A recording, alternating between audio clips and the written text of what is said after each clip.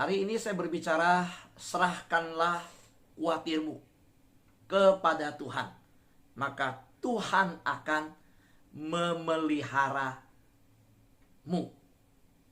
Saya ambil bagian ini dari Mazmur, ya, 55 ayat 23. Saya ambil dari Mazmur 55 ayat 23. Serahkanlah khawatirmu kepada Tuhan, maka Tuhan akan memeliharamu. Sahabat yang terkasih dalam Tuhan, dalam kehidupan kita tahu ada pergumulan-pergumulan yang berbeda antara satu dan lain. Suatu hari saya melihat bagaimana pergumulan seorang bapak diceritakan dari mimbar gereja waktu saya masih remaja. Petani desa yang memikul bebannya ketika berjalan dari ladangnya lalu menuju kembali ke rumah melewati jalan aspal yang ada. Beban yang berat dipikul tidak mudah. Lewatlah sebuah mobil dan mobil itu berhenti menawarkan bantuan. Sebuah mobil dengan bak terbuka. Pak, ayo naik ke atas. Saya antar. Pulang kemana, Pak? Pulang ke ini. Dia kasih tahu. Dia naik. Mengherankan sang sopir. Karena dia punya motivasi menawarkan petani ini naik ke mobil kolnya terbuka, bak terbuka, supaya perjalanannya ringan, ya dia cepat sampai. Dan yang jelas, supaya barang yang dia pikul dengan berjalan jauh, barang itu bisa ditaruh, nggak berat. Di mobilnya dia masih pikul barang itu. Berhentilah sang sopir setelah melihat dari kaca ke belakang, ini bapak belum taruh barangnya. Dia berhenti berkata, Pak, nggak usah pikul barang itu, taruh aja Pak. Itu kan ini bapak udah di mobil, nanti sampai sana baru kita turunkan. Dia senyum, dia bilang, ya dek, terima kasih. Mobil jalan, tapi barang tetap dia masih pikul. Dia nggak taruh di bawah. Saya masih ingat cerita ini sejak dari remaja ketika hamba Tuhan di gereja saya menceritakan hal ini. Pada saat saya merenungkan bagaimana firman Tuhan yang berkata, serahkanlah khawatirmu kepada Tuhan. Ada banyak orang yang memikul bebannya seperti petani tadi. Kita mungkin tertawa geli dan tersenyum geli ketika mendengarkan betapa polosnya petani itu. Apakah dia polos atau dia tidak mengerti bahwa dia sebenarnya sudah di mobil itu dan beban tidak harus dia pikul. Mobil itulah yang dia bisa pakai untuk menaruhkan bebannya. Saudara, saya tersenyum ketika mendengar kisah ini karena ada banyak orang Kristen yang sebenarnya juga culun banget. Nggak ngerti bahwa salib itu telah menerima semua beban dosa kita. Bahwa salib itu telah mengangkut semua beban pergumulan sakit penyakit kita. Dan oleh bilur-bilurnya, engkau telah sembuh. Tetapi anak-anak Tuhan yang datang ke hadirat Tuhan, yang di hadiratnya Tuhan membuka tangannya, memeluk, mengasihi, dan begitu peduli, beban itu tetap dipikul oleh anak-anak Tuhan. Tuhan Yesus berkata, mari kepadaku yang letih lesu dan beban berat, aku memberikan kelegaan kepadamu. Yesus sanggup. Pujian berkata, dia sanggup. Yesus sanggup melakukan perkara yang besar. Tetapi kita meremehkan Yesus. Kita datang kepada Yesus yang sanggup, yang telah mengalahkan maut, dosa, dan iblis, yang telah berkata, telah menanggung segala sakit penyakit kita, dan oleh bilur-bilurnya kita telah disembuhkan. Kitalah yang meremehkan kuasa Tuhan. Loh Pak Fu, bagaimana saya meremehkan kuasa Tuhan? Kita datang, kita berdoa, Kita datang, habis berdoa, kita bangun, kita khawatir lagi. Apa yang membuat kita datang kepada Tuhan? Kita datang karena kita yakin dia sanggup. Tapi ketika kita datang, Tuhan, aku punya pergumulan. Tuhan, aku berdoa untuk papa mamaku. Aku berdoa untuk orang tuaku. Habis berdoa untuk orang tua kita yang sakit, kita bangun, kita bilang, Tuhan bisa sembuhin gak ya? Sakit papaku parah loh sebenarnya. Nah, kita lah yang meragukan, kita ambil lagi beban itu. Saudara, mengapa Daud berkata, serahkanlah khawatirmu kepada Tuhan? Saudara, karena di sini Daud juga berbicara tentang bagaimana hidup yang disakiti Tuhan. Saudara, waktu itu Daud sangat sedih, sangat gelisah. Dia menangis, dia mengalami ketakutan, dia mengalami kegentaran. Saudara, kalau baca di dalam ayat 3, di dalam pasal 55 ini, Mazmur 55 ayat 3, baca ayat 5 sampai ayat 6, Daud ngalamin. Daud pernah gelisah, sedih, kegentaran. Kenapa saudara? Ya kalau saudara baca terus, dia mengalami semua kegentaran, kesedihan, gelisah. Dia mengalami ketakutan karena dia dikhianati oleh orang terdekat. Dia dikhianati oleh anak kandungnya sendiri. Bahkan itu anak yang paling disayang, Absalom. Dia dikhianati oleh penasehat terdekatnya, Ahitofel. Saudara bisa rasakan saudara. Saudara, rasanya Daud pingin lari jauh. Dia pingin pergi jauh dengan apa yang dia alami. Situasi yang menjepit dia, yang mengkungkung kehidupannya. Saudara, dia butuh tempat perlindungan. Saudara, bahkan di dalam Mazmur 55 ayat 7 sampai ayat 9 dikatakan dia pergi ke padang gurun untuk menghindari masalah. Padang gurun bukan tempat yang tepat. Di sana padang gurun binatang liar banyak, haus, panas, terik. Kalau panas siang hari panas banget, kalau malam dingin sekali. Tapi apa boleh dibuat? Hidupnya dikhianati oleh penasehatnya. Hidupnya menerima air susu dibalas air tuba. Anak sendiri, bahkan anak yang paling disayang, mau bunuh dia. Saudara, saya mau tanya, khawatir kita seberapa besar? Saya kasih tahu, khawatir Daud itu, kalau mau dibilang khawatir, Daud jauh lebih besar. Oh, saudara, dalam situasi saudara sedemikian apa yang terjadi? Apakah Daud menyalahkan Tuhan? Daud tidak menyalahkan Tuhan. Daud mengalami satu kehidupan yang begitu menyakitkan dan dilakukan oleh orang terdekat, oleh kekasih yang dia sayangi anaknya, oleh keluarga sendiri. Nah, dalam keadaan terjepit sedemikian apa yang terjadi? Daud yang bersedih, Daud yang menangis sepanjang hari. Daud yakin Tuhan akan menolong dia. Maka saudara lihat, dalam keyakinan yang sedemikian saudara, dia bawa semua kelicikan dari Ahitofel, penasehatnya yang mengkhianati dia. Dia bawa kejahatan anaknya. Dia datang kepada Tuhan. Dia hancur hati. Dia serahkan ke dalam tangan Tuhan.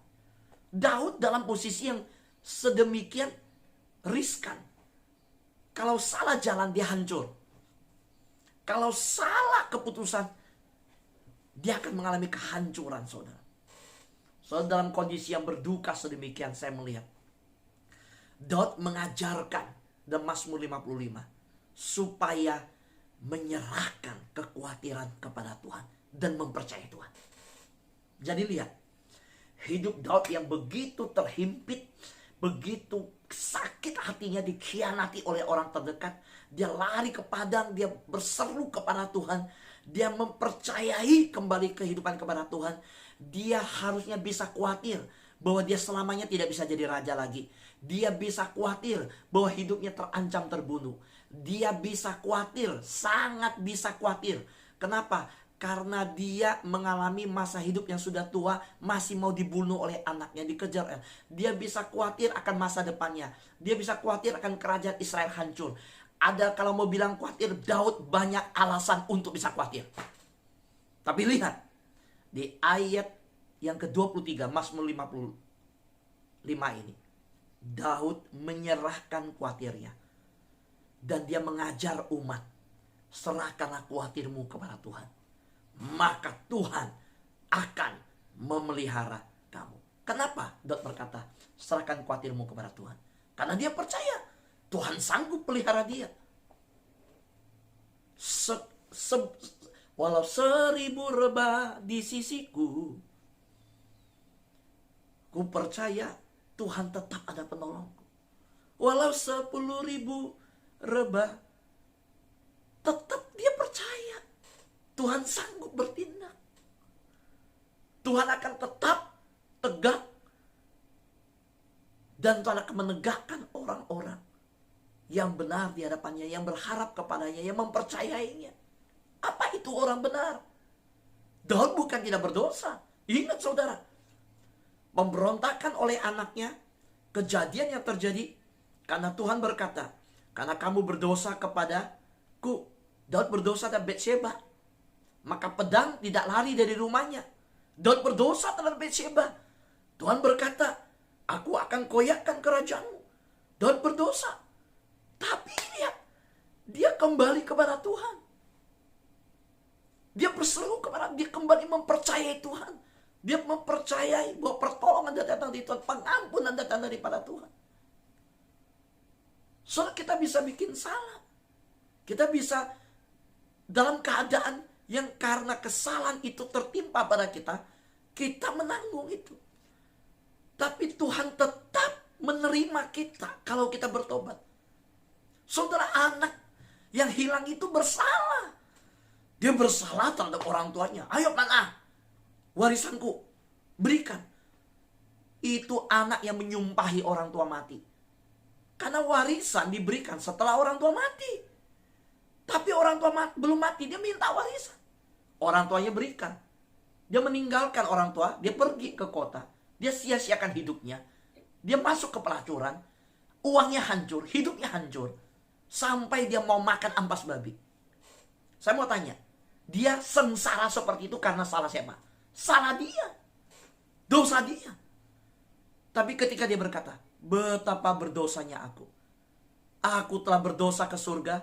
Aku berdosa terhadap Tuhan. Surga, aku berdosa terhadap papaku. Di rumah bapakku banyak makanan. Aku di sini telantar. Aku mau pulang. Aku mau berkata, papa, aku berdosa. Ampuni aku. Dia pulang. Saya mau tanya, bapaknya terima nggak? Terima. So, Daud berdosa sama Batsheba. Daud mengalami suatu akibat dari dosanya. Dia harus lari. Kerajaannya tergoncang. Anaknya balik mengkhianati dia. Ahitofel penasihatnya mengkhianati dia. Tapi lihat yang dilakukan Daud. Dia tahu jalan satu-satunya adalah kembali kepada Tuhan. Berseru kepada Tuhan. So, hari ini berkata, iya Pak Fu. Pak Fu berkata, serahkanlah khawatir kepada Tuhan. Sesuai tema ini. Saya khawatir. Ini saya tahu saya lah yang berbuat salah. Ini terjadi. Saya nggak berdoa. Saya sekolahkan anak saya. Saya nggak minta sama Tuhan. Saya nggak minta pimpinan Tuhan. Waktu itu saya cuma seneng aja, masukin aja ke perhotelan. Saya masukin ke pariwisata. Sekarang anak saya lulus. Keadaan begini. Dulu dia dipanggil Tuhan. Anak ini mau sekolah jadi hamba Tuhan. Saya nggak kasih. Saya bilang, hamba Tuhan mau makan apa? Mau jadi pendeta mau makan apa? Saya nggak mau. Saya bilang, sekolah perhotelan. Sekolah pariwisata. Sekolah penerbangan, jadi pilot. Sekarang anak saya lulus, Pak Fu, nggak ada kerjaan. Oh, ini salah saya nggak kasih dia jadi hamba Tuhan. Serahkan khawatir pada Tuhan. Datang sama Tuhan, ampuni saya Tuhan. Sekarang saya serahkan masa depan anak saya ke dalam tangan Tuhan. Saya bertobat Tuhan. Setelah berdoa itu, biarkan Tuhan yang bertindak. Haleluya. Ya. Sahabat doa yang terkasih dalam Tuhan, Tuhan selalu sanggup bertindak. Karena itu serahkan pada Tuhan. Jangan tanggung bebanmu sendiri. Karena Tuhan telah membuka tangannya dan berkata, marilah kepadaku yang letih lesu dan beban berat. Aku akan memberikan kelegaan kepadamu. Janji Tuhan bukan janji manusia. Kalau Tuhan ngomong, iya. Kalau Tuhan berkata, mari kepadaku, Tuhan gak akan tolak. Tuhan bilang, mari kepadaku, Tuhan siap menyambut. Dan Tuhan sudah berkata, bebanmu, keletihanmu, letih lesu, beban berat, mari. Karena itu pagi ini saya mau berkata, Allah mengajak kita untuk menyerahkan beban dan kekhawatiran kita kepadanya ketika menghadapi pencobaan yang begitu berat, terlalu berat untuk ditanggung. Saudaraku yang terkasih Tuhan, apakah hari ini kau mengalami beban yang terlalu berat untuk ditanggung? Allah mengajak kita untuk menyerahkan beban. Allah mengajak kita menyerahkan kekhawatiran kita kepadanya. Saat kapan? Saat ketika kita menghadapi pencobaan yang terlalu berat untuk ditanggung. Manusia itu kalau belum berat nggak lihat ke atas, saudara. Manusia itu lihatnya ke bawah. Coba dari lantai gedung Tamrin Sudirman. Coba dari rumah kita lantai 3. Ada anak-anak lewat. Kita lemparin uang 50 ribu, 100 ribu. Wah, dia nggak bakal lihat ke atas. Siapa yang lempar duit ya? Oh enggak. Semua berebutan ambil uang dulu. Coba aja. Ya kan? Kita lempar. Nah, dia nggak lihat ke atas. Yang dia lihat kanan kiri, lihat nggak ya? Coba lihat kalau ada uang di jalan. Pakai kaki nginjek dulu, lihat kanan kiri, lihat nggak ya? Uangnya ditutupin dulu pakai kaki. Saudara, kalau lempar uang dari atas, orang pungut uang dulu, nggak lihat ke atas. Tapi coba, kalau dari atas kita lempar batu, ada yang lewat, langsung semua lihat ke atas. Ih, siapa yang lempar batu nih? Waduh, ini siapa yang lempar nih? Lihat ke atas, saudara. Nggak ada yang lihat, nggak lihat ke bawah, lihat ke atas langsung. Nah, kadangkala masalah diizinkan Tuhan sebagai sebuah ujian terhadap kita. Masalah kadangkala diizinkan Tuhan supaya kita nggak hanya lihat dunia ini, mata nggak lihat bumi ini, supaya lihat ke atas. Hari ini dengan apa yang terjadi, pandemi yang terjadi, saya mau nanya, siapa lagi beli barang yang bermerek? Siapa lagi beli sesuatu yang hanya untuk gengsi diri, untuk harga diri? Siapa lagi bayar sesuatu untuk hal yang nggak wajar? Kopi 10 ribu bisa diminum kok. Beli kopi 70 ribu, 45 ribu, duduknya di Starbucks. Itu kan beli merek, beli nongkrong. Sekarang sepi nggak? Sepi. Karena orang sadar. Sekarang yang normal justru begini. Dulu nggak normal. Beli tas 150 juta, 250 juta. Ujung-ujung tas yang bisa dipakai justru tas yang biasa-biasa aja. Kalau hujan naikkan ke kepala, tahan hujan. Bisa. Tas mahal. Waktu hujan, tasnya dipeluk, dilindungi. Sayang kalau kena hujan. Saudaraku yang terkasih dalam Tuhan. Kalau hari ini keadaan sekitar kita rasakan berat. Kalau kondisi berat, Tuhan justru mengajak kita, yuk lihat ke atas. Ini aku bapakmu. Seperti anak yang hilang. Ayo ingat kembali pulang. So, mengapa kita buat sahabat doa? Apa yang membuat saya masuk hadirat Tuhan mengajak orang berdoa? Karena saya mengerti. Saya mengalami sendiri. Bagaimana ketika di masa pandemi, saya mengalami orang tua saya dipanggil Tuhan. Dua-duanya. Bukan karena COVID. Bukan. Tapi melalui itu, saya tahu saya bisa meletakkan beban berat saya kepada Tuhan. Matius pasal 6 ayat 27. Yesus berkata, dapatkah segala kekhawatiran itu memperpanjang umur kalian barang sesaat? Firman Allah yang hidup. Saya ambil terjemahan dari firman Allah yang hidup. Matius pasal 6 ayat 27. Dapatkah segala kekhawatiran itu memperpanjang umur kalian barang sesaat? Seserahkanlah khawatir kita kepada Tuhan, karena Tuhan yang akan memelihara kita. Kita nggak bisa khawatir akan keadaan kita yang sekitar ini. Sekarang udah terjadi. Mau khawatir apa? Artinya gini, kita ada di masa pandemi. Kita ada di satu keadaan seperti ini. Nah, dengan khawatir, apa yang ada? Apakah bisa memperpanjang umur? Saudara, janda di Sarfat, dia bikin rotinya. Kalau bicara khawatir, dia sudah punya prediksi. Habis bikin ini mati. Karena itu jawaban dia ke Elia. Elia bilang bikinkanlah saya roti. Aduh, saya bikin ini habis makan saya mati. Dia tahu. Dan dia khawatir. Anaknya pun bisa mati, dia mati. Karena itu bahan terakhir. Tapi dengan khawatir, apakah bisa memperpanjang? Dia mau khawatir, juga gak ada tepung lagi. Dia mau khawatir, sudah tidak ada minyak lagi. Itu yang terakhir dia bikin dia mati. Sekarang, diperhadapkan Elia yang datang ke Sarfat. Elia berangkat dari Kerit karena sungai Kerit kering. Tuhan suruh Elia ke Sarfat. Nah, atas pimpinan Tuhan, Elia bertemu dengan dia. Elia bilang, buatkanlah itu untukku dulu. Ini persis seperti firman Tuhan berkata, dahulukanlah kerajaan, carilah kerajaan Allah dan kebenarannya. Lainnya akan ditambahkan kepadamu. Nah sekarang, dia pilih. Dia mau ambil sendiri bebannya khawatir, atau dia mau serahkan bebannya ini, mempercayakan kepada Tuhan. Dia mau serahkan khawatirnya kepada Tuhan, mempercayakan Tuhan pelihara dia. Atau dia mau khawatir, dan dengan cara dia untuk memperpanjang hidupnya. Nggak bisa, khawatirnya nggak bisa perpanjang hidupnya. Tetap roti itu nggak ada. Akhirnya, janda di Sarfat ambil satu keputusan. Udah, saya percaya kepada Tuhan, saya mau khawatirkan ini nggak bisa perpanjang juga. Dia bikin. Dia dahulukan kerajaan Allah kebenarannya. Dia taat, dia tunduk pada firman Tuhan yang datang melalui Elia. Dan apa yang terjadi? Selesai pergumulannya, Tuhan pelihara dia. Tuhan peliharakan dia. Suku yang terkasih dalam Tuhan. Kekhawatiran tidak menyelesaikan masalah kita. Dengar, kekhawatiran tidak menyelesaikan masalah kita. Kekhawatiran justru akan menambahkan beban dalam hidup kita.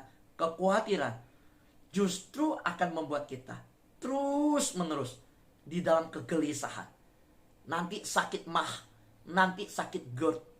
Ketika khawatir timbul, penyakit-penyakit lain justru menyusul. Yesus berkata, kekhawatiran tidak menambah umurmu, nggak menambah barang sesaat umur kita. Kalau khawatir, yang saya tahu justru pendek umur. Orang khawatir masuk ke depresi. Depresi masuk udah. Mah kena, GERD kena, jantung deg-degan, pikir penyakit jantung. Bukan jantung, khawatir yang berlebihan. Karena itu khawatir tidak menyelesaikan masalah. Enggak.